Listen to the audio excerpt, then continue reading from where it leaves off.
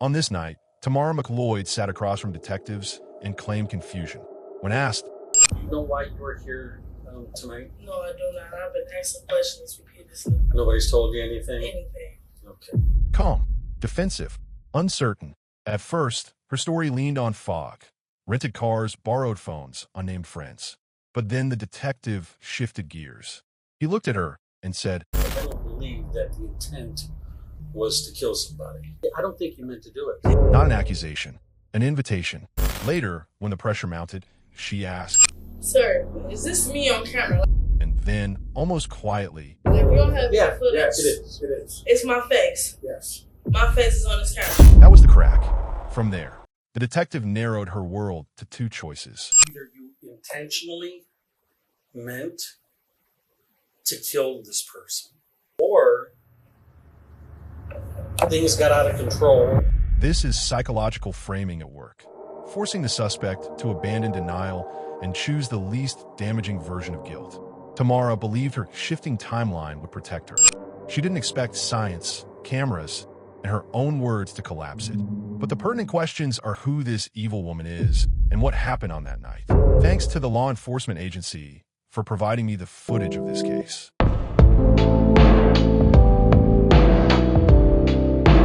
Don't you fucking move! 88! The cops aggressively arrested her. All bystanders were shocked what her crime could have been. The story started. On the night of January 1st, 2022, just after 6 p.m., cold winter air hung over Cleveland, Ohio.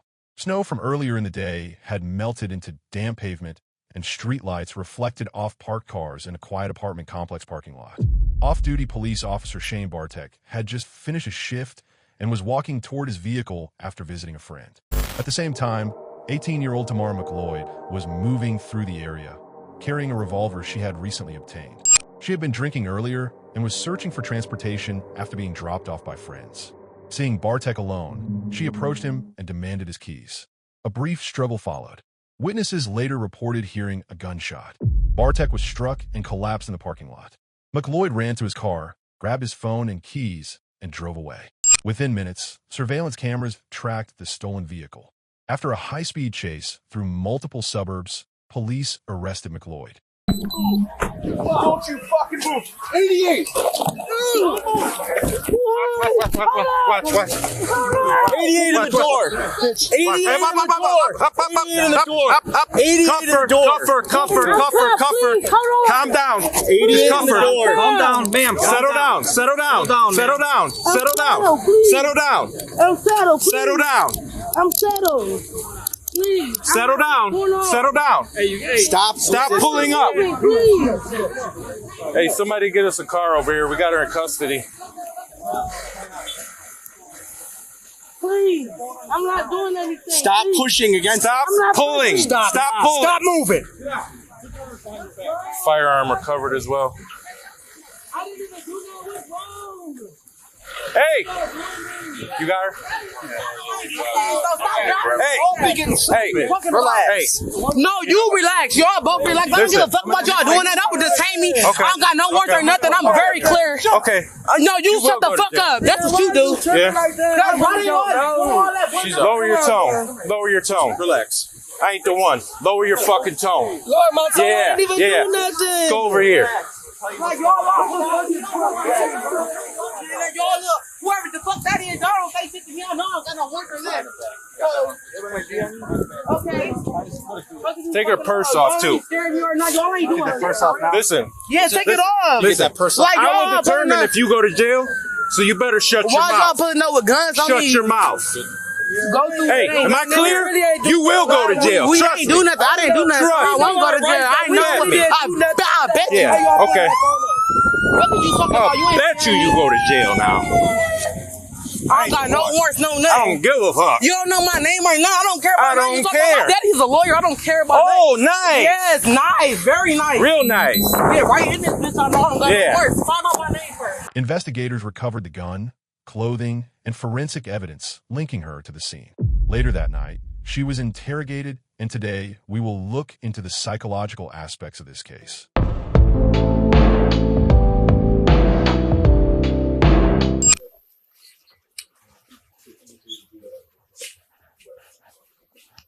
How are you, man? I'm all right.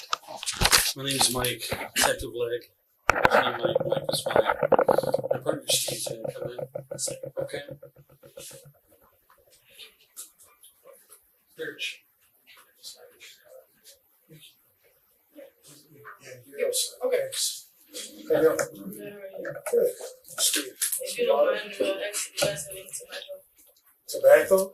Cigarette? I'm sure somebody's got a cigarette they can bring in for us. You should smoke, man. It's bad. Tell me about it. All right. This is Steve, Detective Loomis. I'm Mike. I'm just going to get your basic information, your name, your date of birth, and stuff like that. The interrogation begins with casual conversation about cigarettes, water, and basic identification. This is not simple politeness. By creating a relaxed, cooperative atmosphere, detectives reduce tomorrow's perception of threat. According to effect as information theory, people use their emotional state as a cue for judgment. When the environment feels calm, suspects interpret the situation as less dangerous and become more willing to talk. This emotional soft entry lowers defensive barriers before any accusation is introduced. What's your first name? Tamara Michael. How do you spell your first name? T-A-M-A-R-A. And your last name, man? L-O-A-M-C. L-O-Y-D. L-O-Y-D. Do you have a middle initial name? U. Unique. How old are you, man? 18.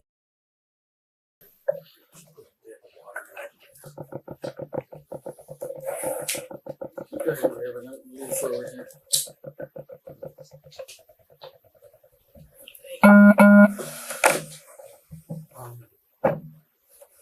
In your last name is pronounced McLeod? McLeod. Yes, sir. Right, Miss McLeod. Do you have a current phone number? I just changed a couple of numbers. You know, my phone broke yesterday, so I had to been going for a couple of numbers. What's the last? The phones that was in the car? No? Whose phones were those in the car? What about Rudolph? It's not my vehicle, so who does? Okay. All right. I'm going to advise you your rights real quick, okay? Yes, sir.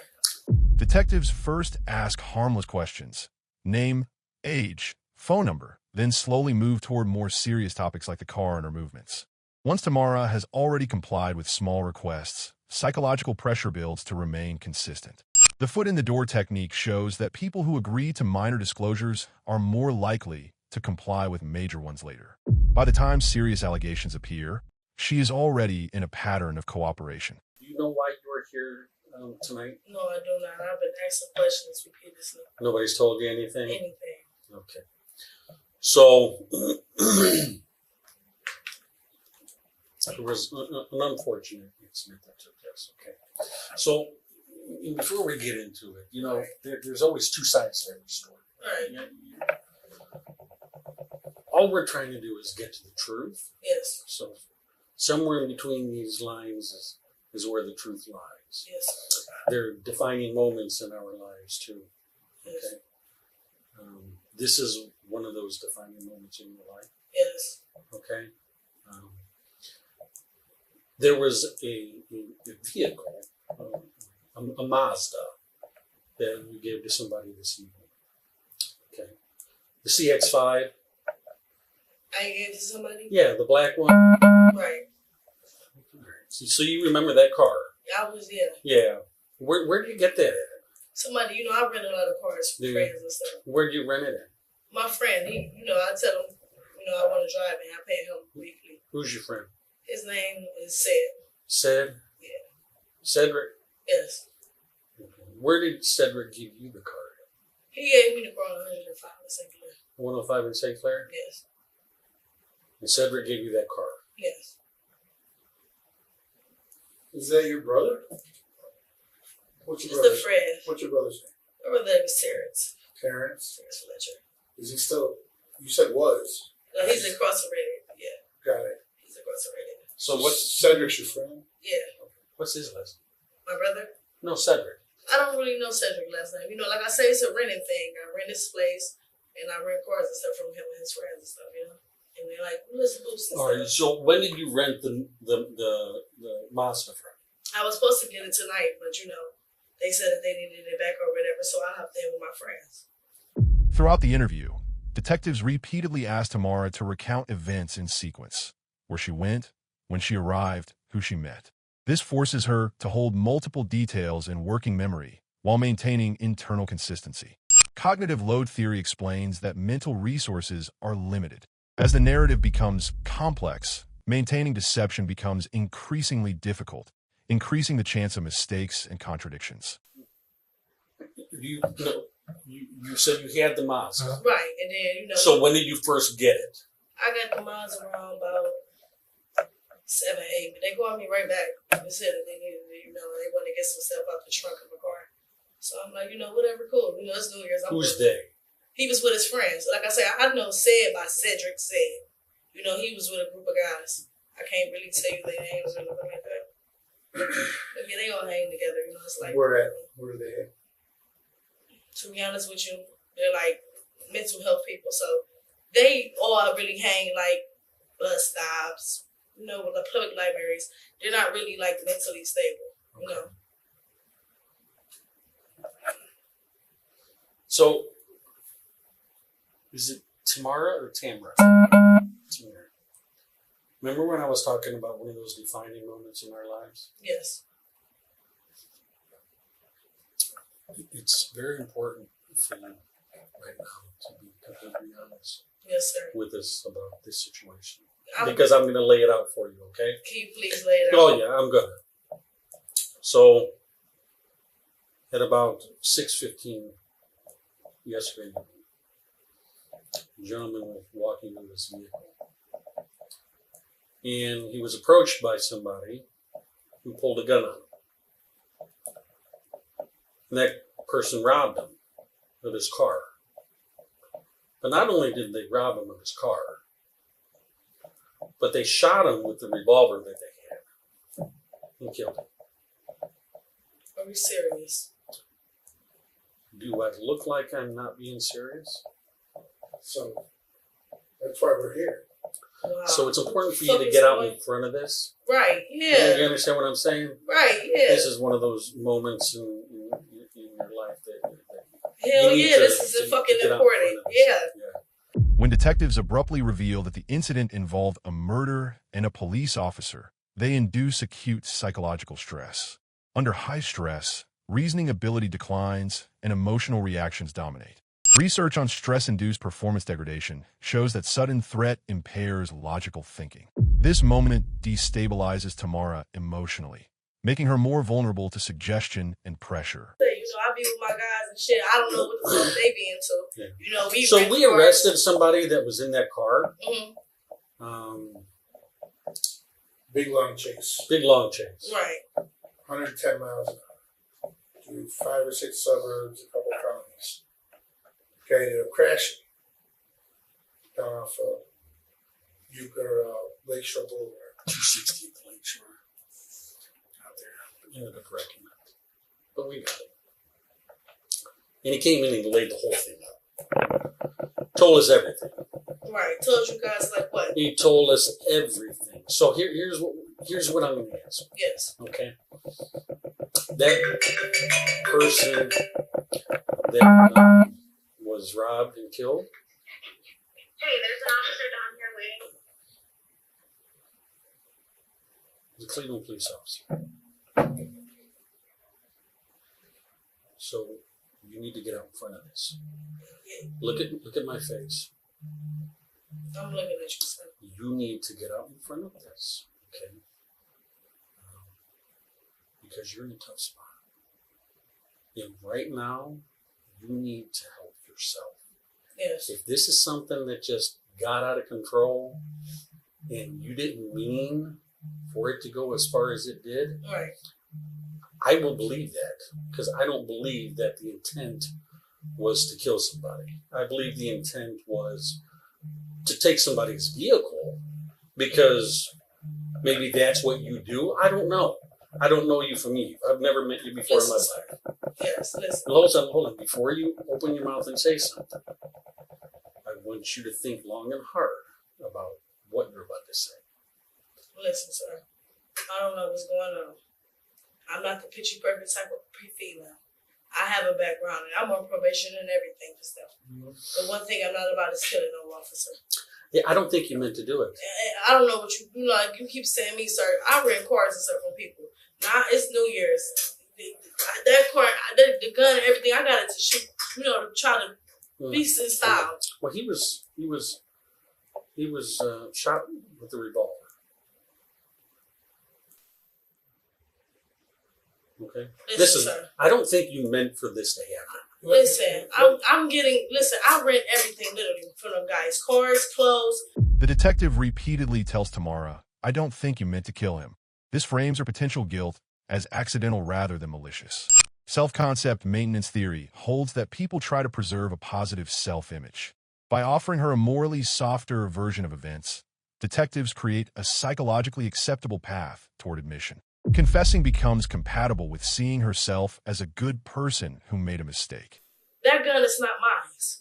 How do you rent it? What do you use to rent it? Money. They get for Where money. do you work? I don't work anywhere, sir. So where do you get your money? I landscape and paint houses on the side. So you work. Yeah, basically, but it's not like no W2 Well, you or still anything. work.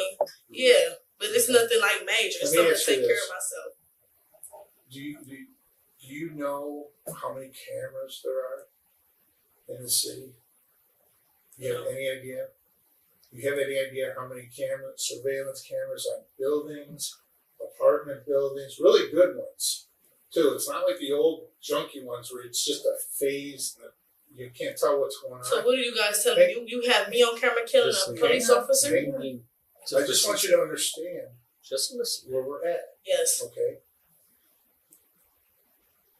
I cannot go out this door and get to my house without being on 15 cameras, clearly.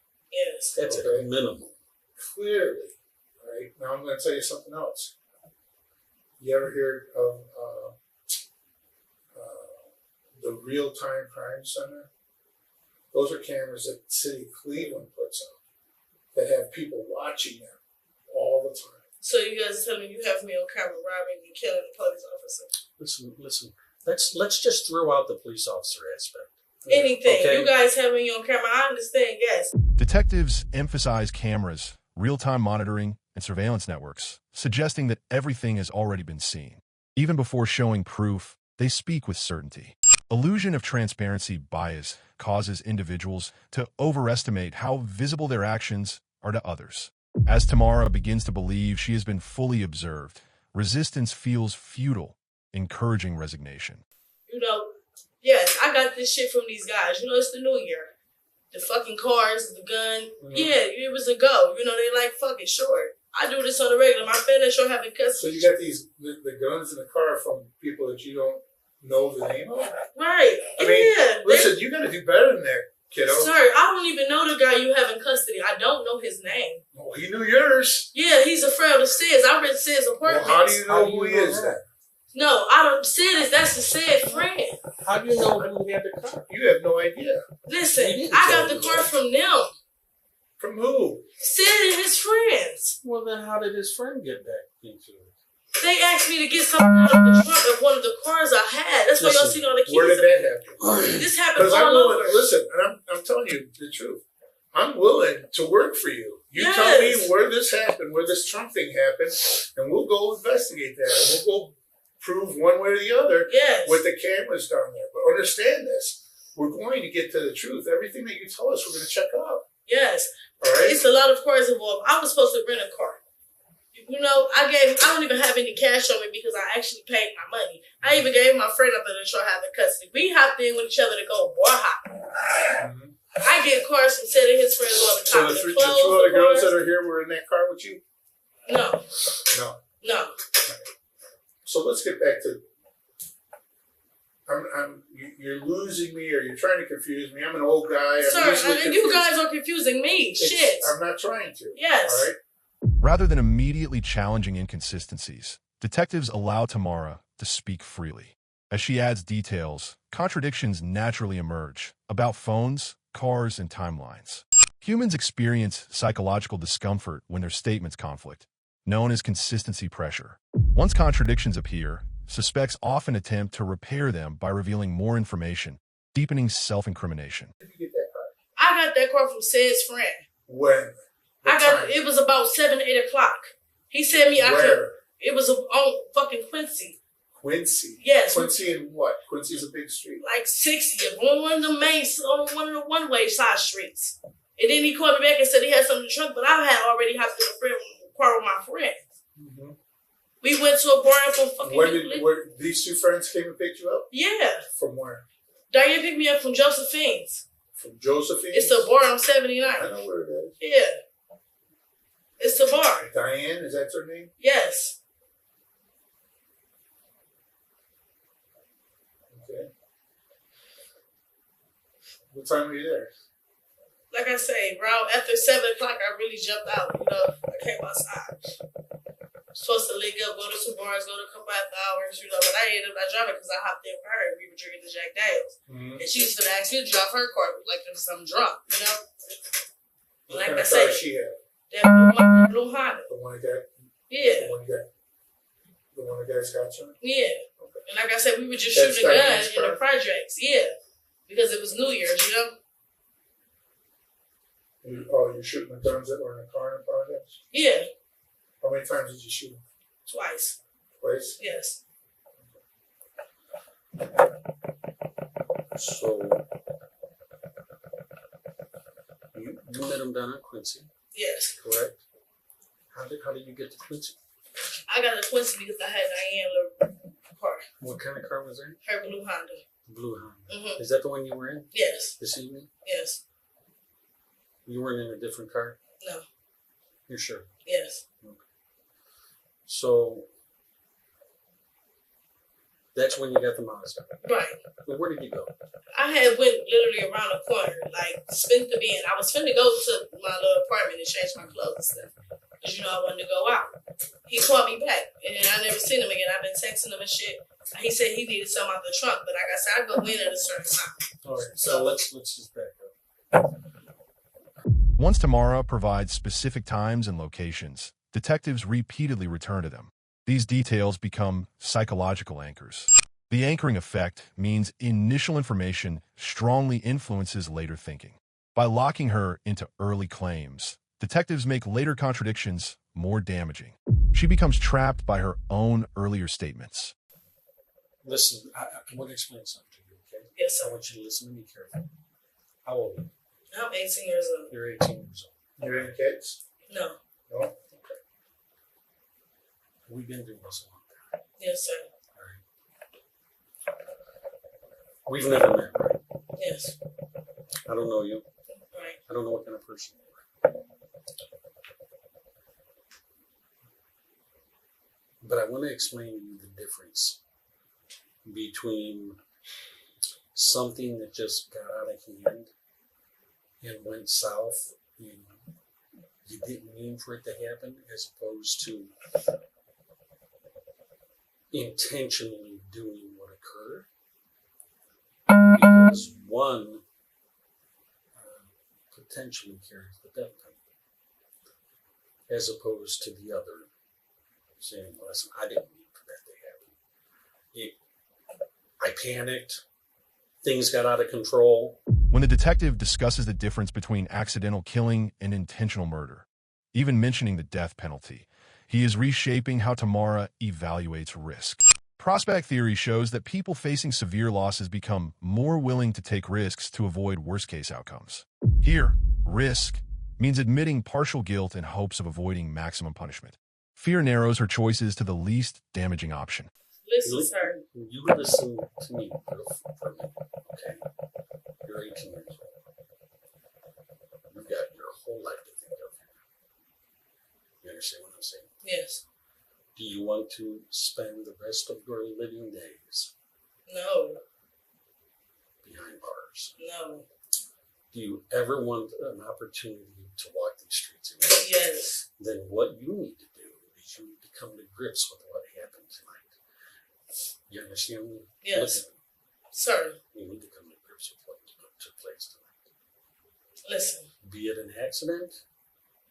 I don't think you intended to kill him. Listen, sir, was I on camera killing anybody today? I have a lot of Jack Daniels in me and whiskey and shit, but Listen, you know what you just said to me a minute ago? You just said that you bent the corner and he started blowing you up, and that was the last time you seen him. You didn't see him again. The detective repeatedly references her age, future, and potential life outside prison. Possible selves theory explains that people are motivated by visions of who they might become. By contrasting life behind bars with walking free someday, detectives activate fear of a negative future and hope for a better one. Cooperation becomes linked to survival and identity preservation. yes. And then you told us those phones in the car aren't yours. So how's they blowing you up? Because I have my friend phone. Which friend? Diane. They're telling me that he's caught. So Diane's phone is one of those phones we got out of that car? Maybe, because she has her phone. Yeah. Okay. Like I So said, we're going to see calls from your boy calling you, blowing you up at 7 o'clock at night. No, listen, that's not my phone. My roommates, listen, let me tell you all the story. Please. When I got this Mazda, I planned out to go. I don't know what I met these guys because they said they wanted me to rent their car. They needed the money. Okay. I seen the revolver. I asked them. I said, "Well, shit, let me get it." You know how people are. I wanted to shoot a gun for New Year's. Like I said, I'm on camera for shooting the man. Like I'm confused for today. Yeah, as a matter of fact, there were 2 cameras on that building in the back of that parking lot. Actually 4. And it Was shows it my 4? face. Yeah, okay. It shows my face. It shows the gentleman getting shot. It shows somebody running, grabbing his keys off the roof of a car. It shows you running to the back of the parking lot, hitting the button, opening the car, getting in the car, driving right straight towards the cameras, and then out the parking lot. Right? So before you're digging, man, and I don't want you to dig. And it's me. Don't dig yourself into a death penalty case. All right? The interview oscillates between understanding, "I believe you didn't mean it," and pressure, "Don't bury yourself into a death penalty case." Emotional contrast effect shows that alternating comfort and threat intensifies emotional impact. Relief becomes associated with compliance, while resistance becomes associated with distress. Over time, the suspect learns that cooperation is the only way to stabilize emotionally. Let me tell you You this. understand? Let me tell you this. Don't do that. That gentleman was shot with a revolver. And yes, The bullet is still in him. So we are going to have the bullet. yes. Is that going to match the bullet that comes out of that one of those guns that we got out of your car? The car that you were in? Listen, like I said, Is it? maybe. Yep. Maybe. This not my gun. Shit, I just got the motherfucker tonight. What do you mean it's not your gun? It's not. I can't buy guns or anything. I'm 18 years old. Where'd you get the gun from? I got it from Sid Freedom Holder with the car. We traded everything. Well, why What'd would you you trade? give you his gun? I asked him to shoot it on New Year's. I told you guys, they're like easily manipulated. Shit, I asked him. I didn't know what the fuck was going on. I didn't know nobody. You asked Cedric that? Yes. That's Cedric? No, that's Cedric's friend. So He let you take it? He let you take that gun was in the black truck. No, I don't know where he got the gun from. Where'd you get it from? I have it from him. Do y'all tell me where the fucking gun from? I'm just asking when. I'm not trying to confuse you Yeah, or that's trick right. you. All right, I'm not trying to trick you. I want to know where you were physically in the world when he handed you that gun and said, "Yeah, go ahead and shoot for New Year's." We was on 134th and Kent. 134th and 10th. Yes. In what car? I was at Diane's green car. Diane's green Car. the car you got arrested in. No, that's a blue Honda. Like I told you, I was renting cars for today. Okay, so you're in. Well, that was Diane's blue Honda. You told us. Yeah, it is. She has 2 cars. She's got 2 cars. Yeah. So it's Diane's green. As the interview progresses, questions repeat in different forms. Same locations, same cars, same times. Decision fatigue theory holds that prolonged mental effort reduces self-control.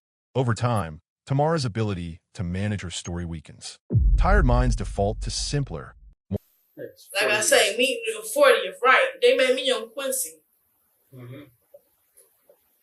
Y'all see the keys I had in my I didn't have no Mazda keys. He gave me a blue Volkswagen Jetta and I had a green Nissan Altima. That's what he said. That's what he said. You traded him for you gave him the car. That is the one he wanted me to rent. They gave you the blue car. You gave him the Mazda. Listen, I came out of the green car to get in the blue Jetta. Like that Mazda, like I never drove this Mazda. You just told Well, you us just said you did. Listen, one time though, like, Well, you drove it then. but like I didn't drive it from no. Where did this man even get shot at? Like on 40th?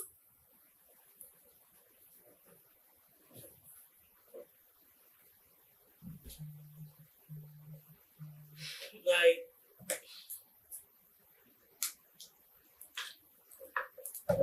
this is a bit much. Let me explain to you about touch DNA. Yes, please. All right. And we're going to ask you to submit to a DNA sample voluntarily if you want. If not, we're going to get a search warrant. We'll get it from you. Okay, so we're going to get your DNA one way or the other. And I'm not, I'm just telling you that's going to happen. So my DNA is on this man. Near the end, detectives introduced DNA, ballistic matching, and touch evidence. Even without presenting results, they emphasize scientific certainty.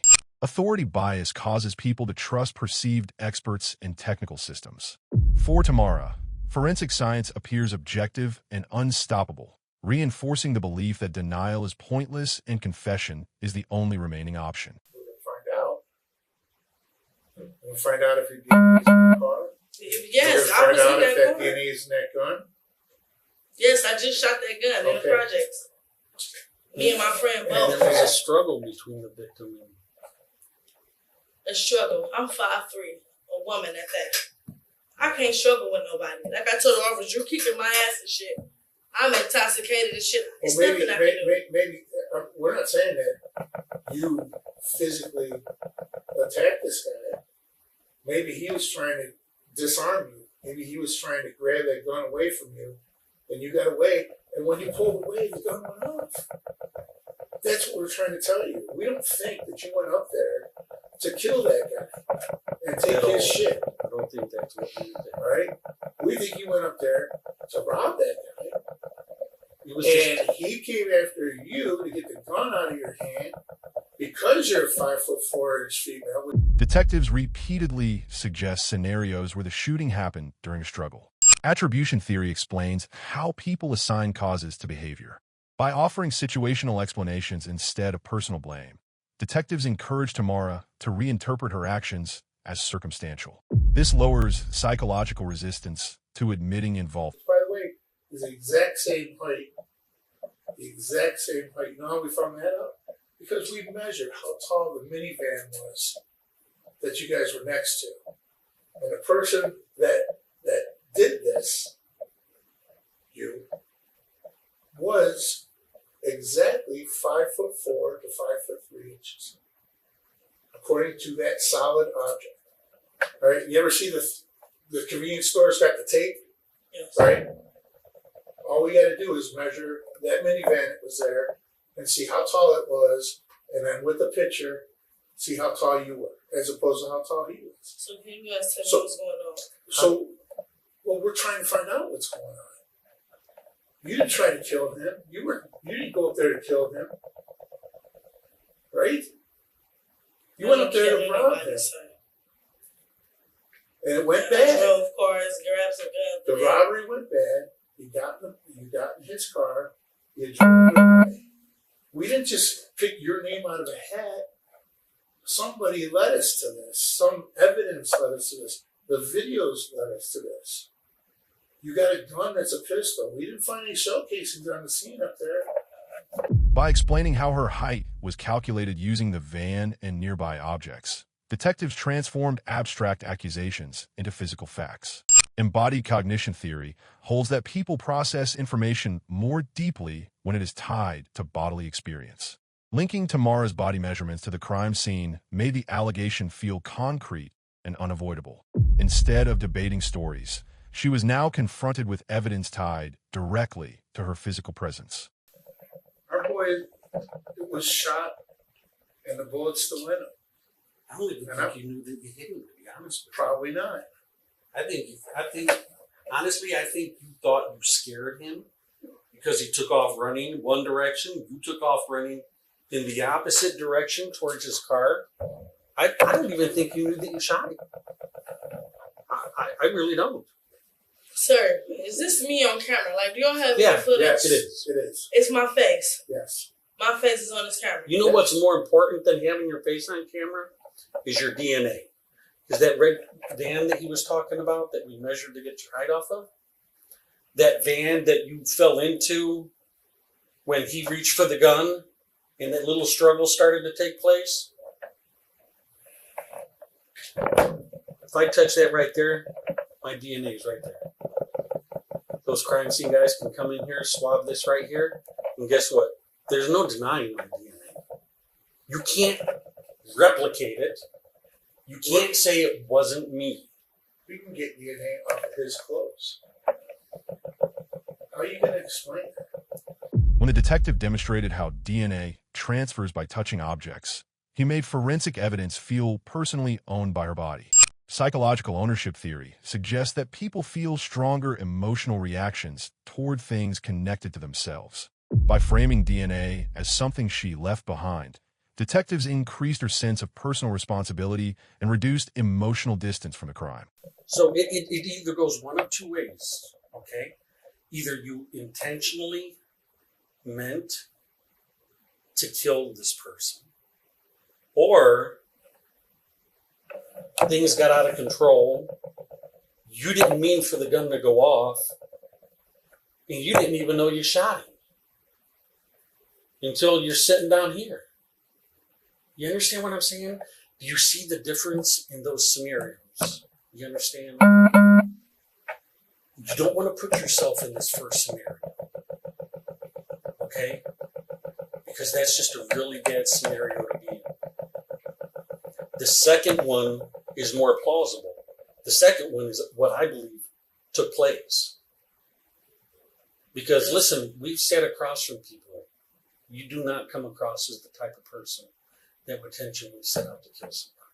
No. And I think it was just an accident. The detective repeatedly presented only two options: intentional murder or accidental shooting.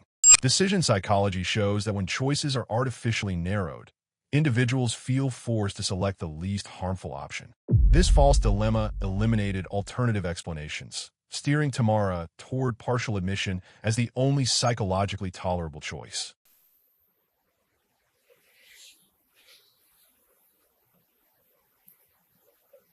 So is that what happened? It just got out of control. And I'm sorry that happened to you. Sorry, it happened to you. I don't believe that you meant to do it.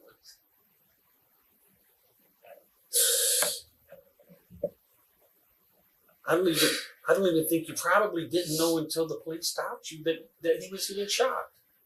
Did you? No. So what happened? My friends left me over there. You guys are right. These girls? No, some other girls. You just needed a ride home. I don't know, I was in North staying. No one really gave me no ride. Mm-hmm. This is like life in fucking prison. This is what we were trying to talk to you about. The difference between what your intent was. You understand what I'm saying? I'm sorry? It was that. You had to kill that nigga. So what happened? What led up to that? Besides your friends not dropping you off. You needed a ride. You see him come up, walking out into the parking lot. You just wanted to jack him. You wanted his keys. Just walk us through it. Yes. What did you say? I don't remember what I said So to tell him him. to take his shoes off? Once she accepted the accident framing, detectives asked her to reconstruct the event in detail. Narrative identity theory explains that people define themselves through personal stories. By turning Tamara into the narrator of the crime, detectives encouraged her to internalize responsibility and see the event as part of her own life narrative rather than something external. What was going on? What was being said? I was scared because I really don't remember. I was just up it. The city was a bad. I know I can't think of that. I didn't mean to kill one of them. This shit is like embarrassing. Like, oh, this shit probably go on fucking news. This shit Listen, is like, you don't need to worry about it. Yeah, don't even worry about that. I'm about to spend the rest of my life in prison. Not The rest of my life. This shit is, you know, black persecutor, police officer. It has black and white. Nothing. There's nothing to do with that. Did he tell you he was a police officer? Did he say, what are you doing? I'm the police? All right, so how would you know? What did he say to you? I say, I don't remember. I just was trying to get the keys. Where were the keys? I think he had them to me. He handed them to you. So when you were running back to his vehicle, what did you drop? You had to turn around and go back to there. His phone His phone? Where's his phone? should be in that car. Should be in the car. The black car. By persistently asking about streets, intersections, and travel routes, detectives forced Tamara to build a detailed mental map. Spatial memory encoding theory shows that location-based memories are harder to fabricate consistently. As the map became more detailed, her ability to invent alternative versions diminished, tightening cognitive control. Listen, Detective Loomis had made mention about asking you to submit to a DNA swab. Now, you have a constitutional right to refuse that, which is your right, or you can. I mean, we'll come back tomorrow with a search warrant for it if you don't give us permission. So it's your choice, either way, okay? You guys just let me call my mother one time. We'll take care of that. You know what? I will let you do that before we part ways. Okay. Are you willing to give us a DNA sample? Because my DNA is already on the system. I've been probation for the right Yeah, but now. we can't use all of that. Legally, we're not allowed to use anything like that. We have to use our own samples. Okay? Shit is life is man. Fucking life is. You want another cigarette? Please. All right, let me get you another cigarette.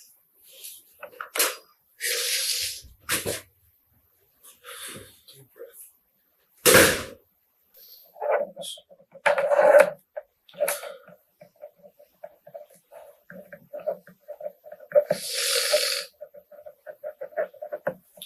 All right, man, this, you can read it, right?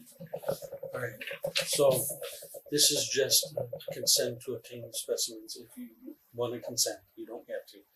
It just says, I, your name, having been informed of my constitutional right, which I did advise you of, not to have any specimens taken from my person without a judicial order, which would be the search warrant, and of my rights to refuse to consent to such hereby authorized, and it's just our names. And this is going to be to obtain saliva, okay, from your person, okay? Presenting the DNA consent form as routine paperwork invoked social norms theory, which holds that people tend to follow perceived standard behavior. Signing became the normal response, while refusal implied deviance. This social pressure nudged her toward cooperation without overt coercion. And if you consent, you sign and date it there. Where did you change clothes at? In the apartment. Whose? The apartment. Where over on? You could. Yeah, but you know, man, said changing like the clothes and shit with each other. That's Sed's apartment? Yeah, We're over on the second floor? yeah. Euclid Superior over there? What apartment number is it? 310. 310. Okay. 1/1/2022.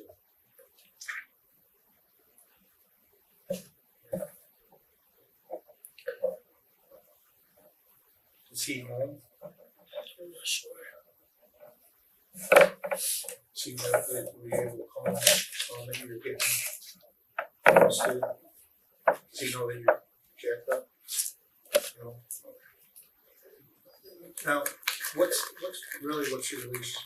Is this guy your man or I told you, really like a Just- friend. just like I met him with my cousin and shit, but my cousin's in jail right now. And when I needed to rent his apartment, he let me. I said I rent a lot of shit. that 101 on Superior Euclid? Recap. Is that by the old, behind the old White Castle? Yeah, Okay, I think so. I know where that's at. Is that White Castle? That's not It still used to over. be. Back. Yeah, it's going back a ways. So, going to prison for the rest of my life. No, I wouldn't say the rest of your life. I wouldn't do that. I mean, you got to understand something. All we are presenters of facts, okay? That's it. We're not here to judge you. I still don't judge you. Okay? That's, what happens from here on out is up to your attorneys and the courts. Okay? It's out of our hands once it goes to them. We have no further involvement. Okay? We don't have a say as to what the punishment is or anything like that. Okay? That's what people need. I think people have a misconception sometimes. Yeah, that's Because TV. that's, I have to warn you, this shit is high profile. So listen, When detectives emphasized that they were not judging, they reduced her fear of moral condemnation. Unconditional positive regard theory suggests that people are more open and honest when they feel accepted. This perceived emotional safety encouraged continued disclosure rather than withdrawal. when we talk to the prosecutor, we are going to tell the prosecutor that you're obviously remorseful, that you're cooperative. It's leaking, it has a hole. Oh, I didn't do that. That's why I was worried about your paper. I didn't do that on purpose. I don't know why it's got a hole. But we're going to tell the prosecutor that you were cooperative with us, and that obviously you're remorseful. I don't think that you're acting right now. It's not like that, I know. Come on in. I'm just going to swab the inside of your cheek, okay? I'm going to swab both sides of your cheeks. I don't know if that's the address of that apartment. Okay. So you know Cedric from something, right? Mm-hmm. That him? No. It's not him? No. Who's that? I don't know who the hell that is. Okay. Fair enough. No, Fair enough. that nigga old as hell. I never. How old is that? Shit is young, maybe about 22, 23. What's he look like? Maybe 5'9",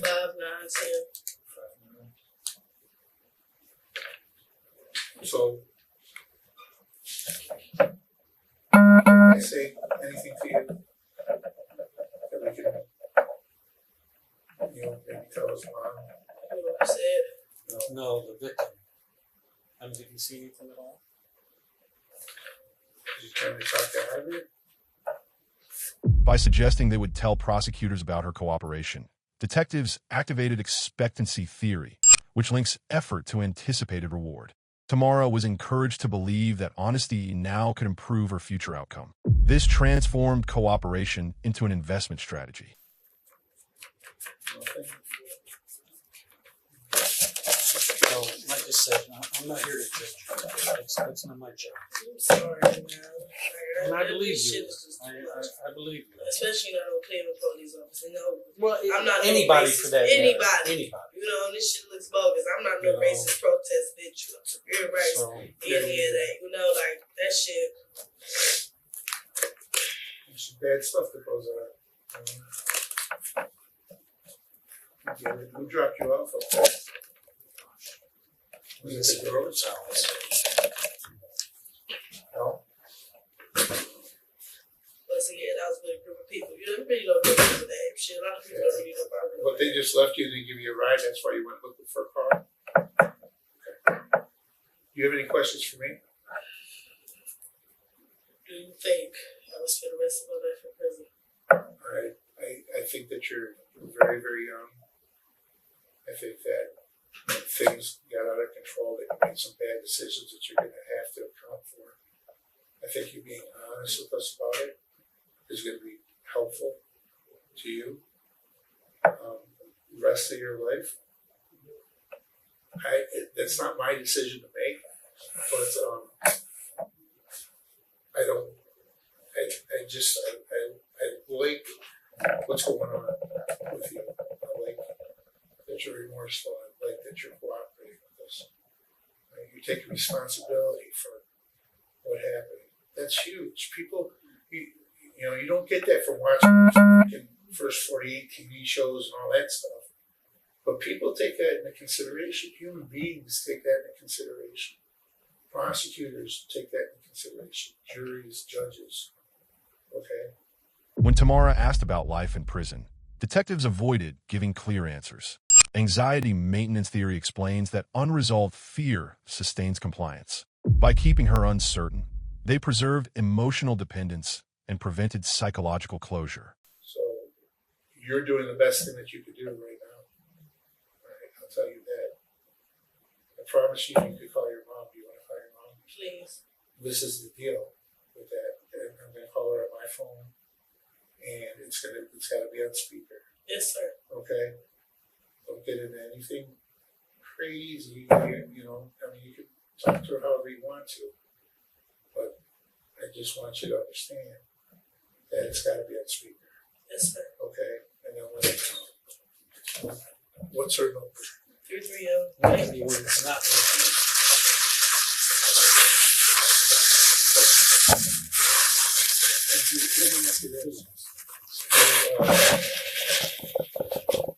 Are the shell cases still in there? Yeah. The two that were spent? Two? You didn't take any of them out, right?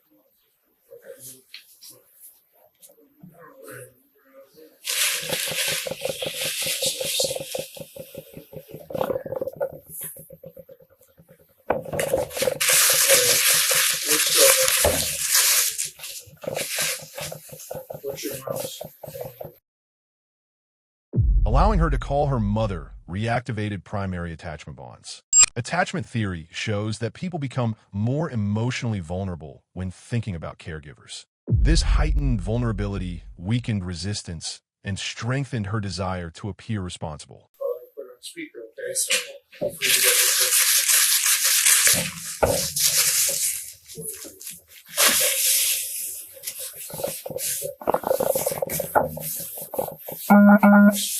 What's your part?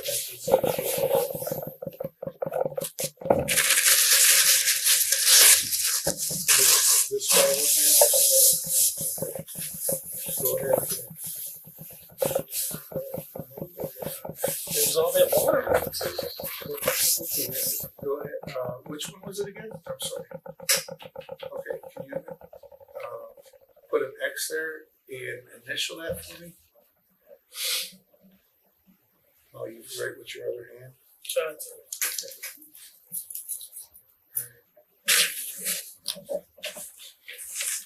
Okay. Give him this. All right.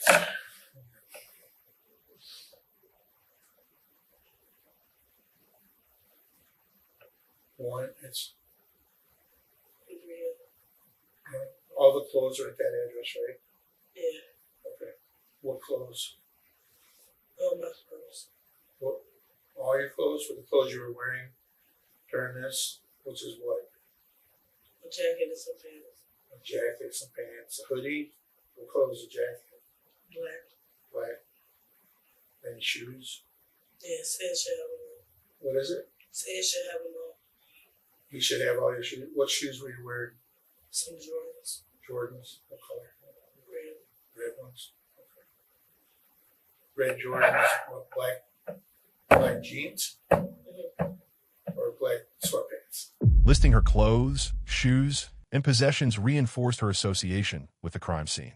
Self-perception theory suggests that people infer identity from behavior and circumstances. As her belongings were cataloged as evidence, she increasingly perceived herself as the perpetrator. Sweatpants, jackets. Got it. All right. You had a hoodie on? What color? Black. Black. Okay.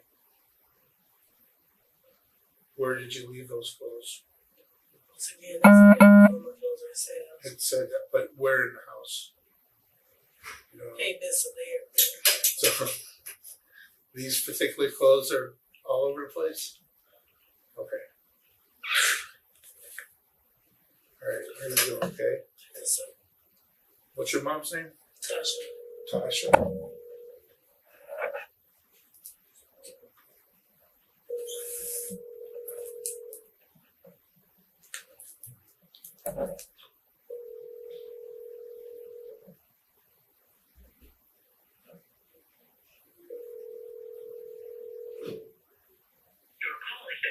To an automatic voice message system.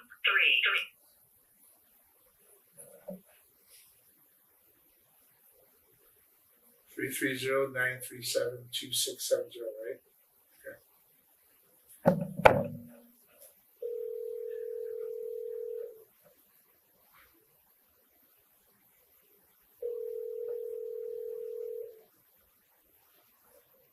What's your last name? McLeod. Same as yours.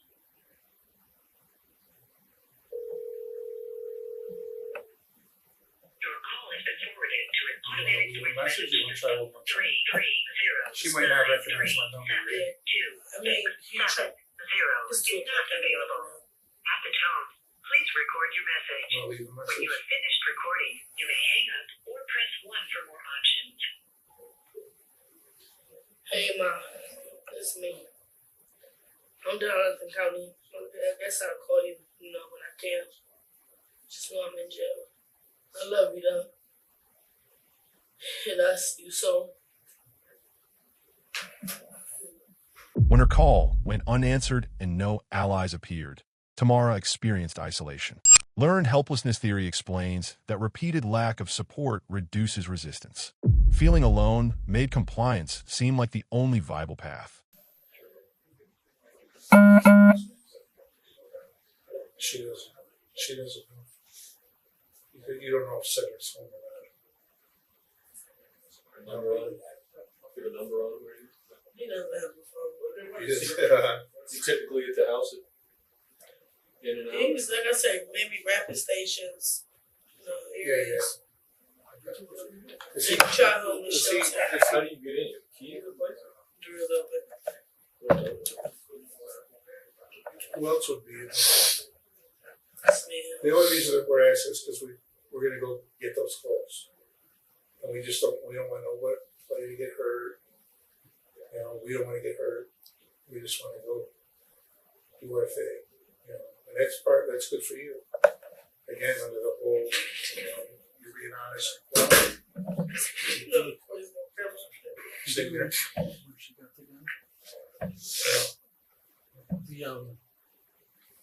The revolver that you had, where did that come from?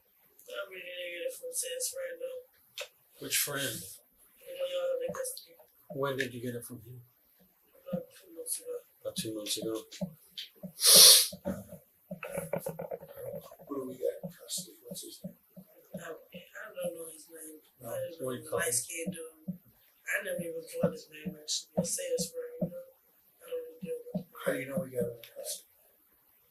What you'll say he told you the whole thing. Shit. You know what we're talking about right away. Right? As soon as I started talking. Do you have any questions for us? I'm going to give you my card. Her mom did. Her mom didn't answer for it. She left the message. I'm going to give you my card before you go over with my cell phone. Repeated questioning about the gun's origin created mental exhaustion. The perseveration fatigue effect shows that repeated stress on the same topic weakens cognitive control. Over time, she became less able to maintain complex explanations.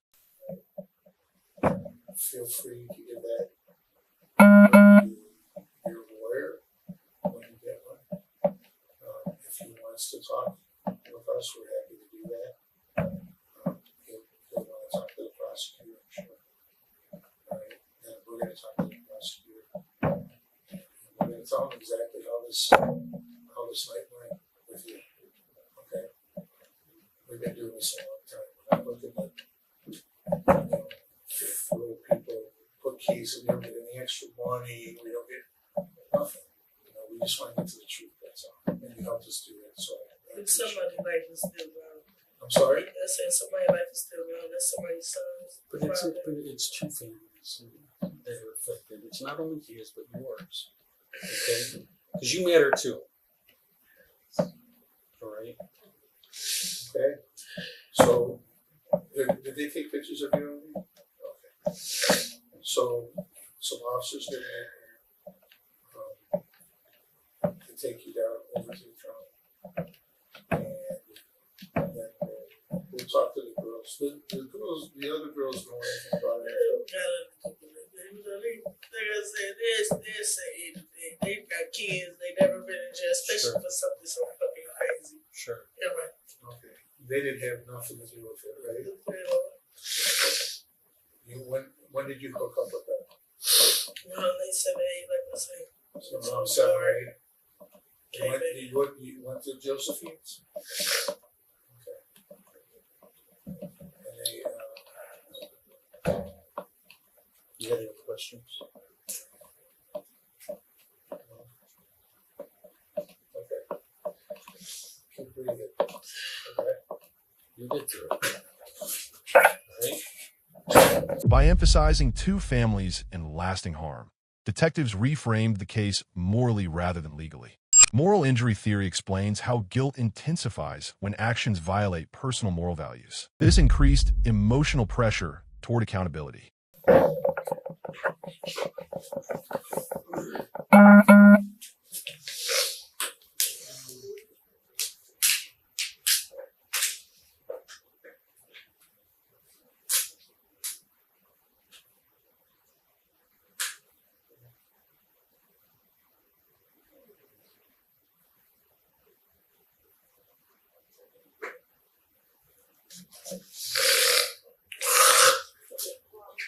That's okay.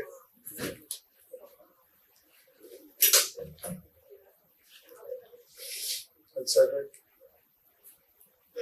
No? Say again? He ain't got no hair like that. Okay. Well, just look at the face. His hair might have changed up. No? Okay. All right. Thank you.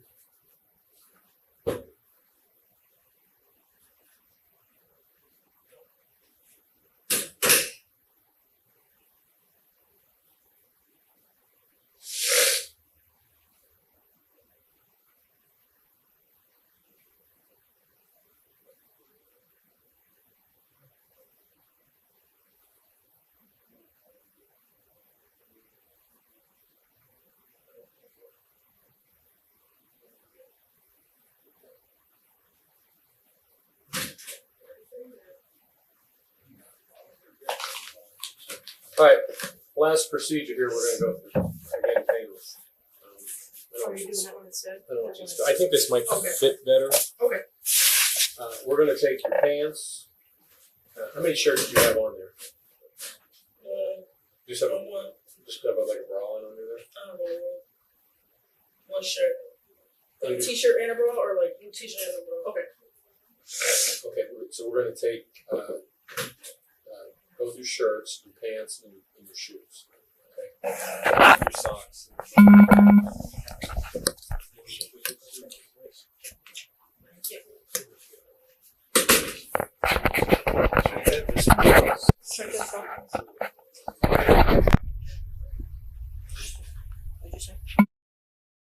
The removal of her clothing functioned as a psychological ritual marking the end of resistance. Ritual closure theory suggests that formalized actions signal finality. This step communicated that the investigative phase was complete and that her narrative was fixed.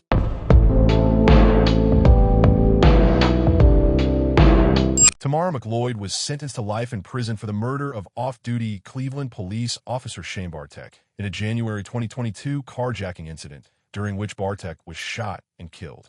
A Cuyahoga County judge imposed a life sentence with parole eligibility decades later, meaning McLeod would not qualify for release until well into her 70s.